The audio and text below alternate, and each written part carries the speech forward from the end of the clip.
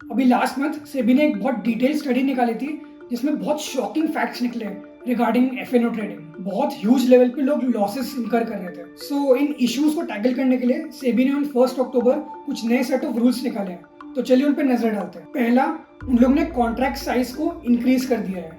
सो usually जो FNO के contract size है वो होते थे between 5 lakh to 10 lakh, but from November 28 ये इंक्रीज होने वाले हैं फ्रॉम 15 लाख टू 20 लाख। दूसरा, no calendar spread benefits on expiry date. ये डिसीजन इसलिए लिया गया है ताकि पार्टिसिपेंट्स का जो रिस्क है वो मैनेज हो सके। समझने के लिए एक एग्जांपल देखते हैं। लेट्स से कि आपके पास एक शॉर्ट ऑप्शन है जो एक्सपायर होने वाले 31 जनवरी को with a margin of 1 lakh and a long option expiring on 20th February. Since your short position is hedged by the long, आपको margin benefit मिलेगा and you only need 50,000 instead of 1 lakh.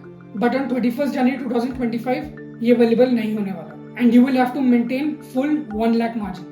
Third, limiting the weekly expiry contracts.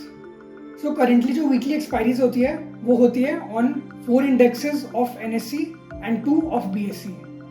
So new rules के बाद आपको expiry सिर्फ 1 benchmark index पे ही allow होगी। For example, NSC आपको weekly expiry offer करेगा सिर्फ या तो निफ्टी 50 इंडेक्स के लिए या बैंक निफ्टी के लिए, दोनों के साथ नहीं। वैसे ही बीएसई आपको ऑफर करेगा weekly expiry only for Sensex और Bankex. Fourth, additional margins on expiry day. So from November 28 SEBI के हिसाब से there will be an additional extreme loss margin of 2% on short options contracts on expiry day to strengthen coverage against increased speculative activity.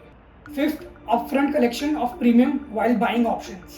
इसका मतलब नए rules के हिसाब से जो options buyer है he has to pay the entire premium upfront. And this is done to prevent excessive intraday leverage.